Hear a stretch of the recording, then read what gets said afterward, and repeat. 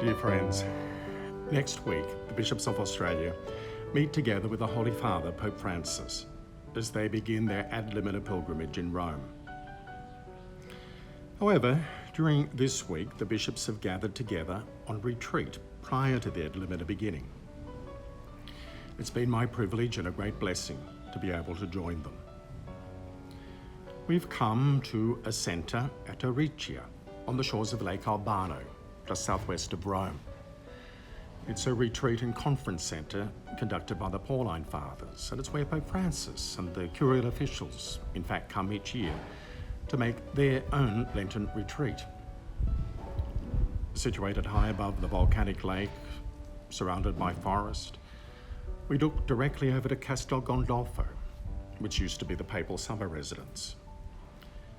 It's a beautiful location without the noise, heat and humidity of Rome. Simply a wonderful place to retreat. Curiously, this is the first time in their memory that the bishops have come all together on a retreat. Normally their time together is taken up completely with administration at various levels. So there is something quite historic about this event. It was decided some time ago that such a retreat, however, was important, particularly in light of the forthcoming plenary council in 2020. As you know, the 6 national themes for discernment were published at Pentecost 2 weeks ago. And the fruits of what is discerned during this time ahead will help shape the agenda of the first session of the plenary council in October 2020. To commence this period of discernment, the bishops thought it important to gather in prayer, listening to the Spirit. It has been without doubt an occasion of great blessing. We arrived last Monday, the 17th, and will depart this coming Saturday, returning to Rome. Each day we've maintained silence until the evening. Brother Ian Cribb, an Australian Jesuit skilled in the spirituality of discernment, has led a reflection each morning.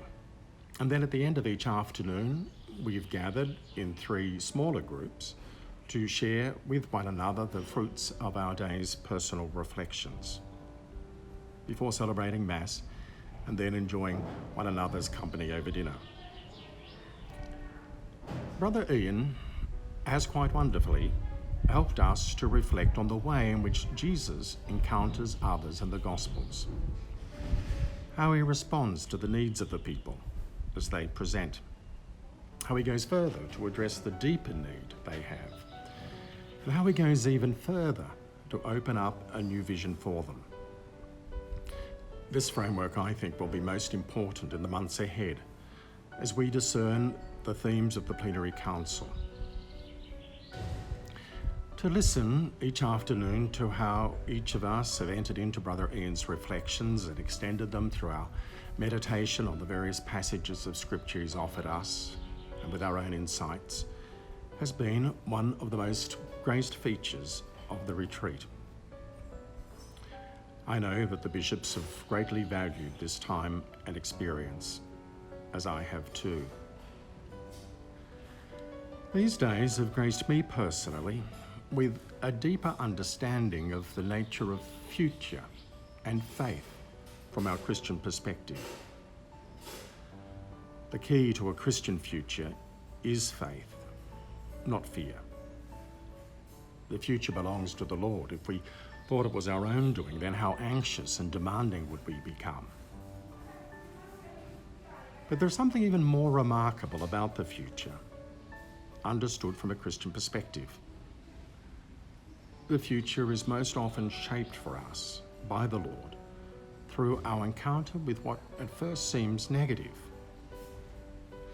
Like Mary, the mother of the Word, we know our barrenness, but God transforms this into fruitfulness. Like David before Goliath, we know our powerlessness, but God transforms this into victory. Like Jesus himself, we know death. God transforms this into life.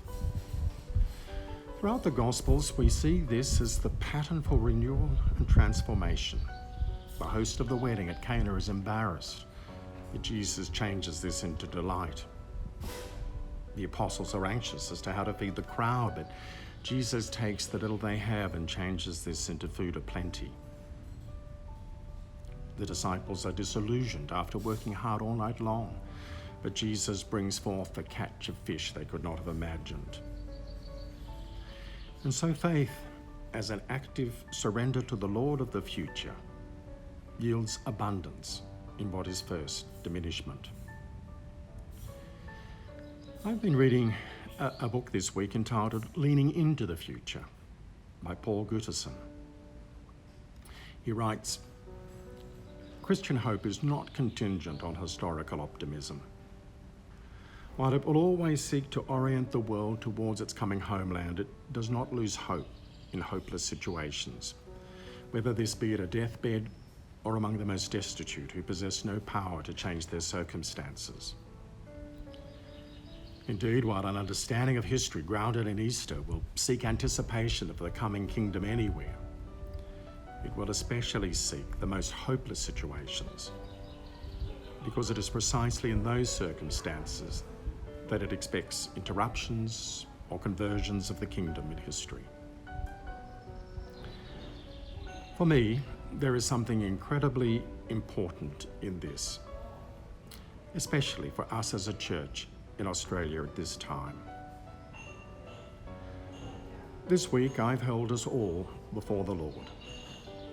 In our time of waiting for a new bishop, let us entrust ourselves with faith in the future which belongs to the Lord. And so let our lives be marked always with hope, never with fear.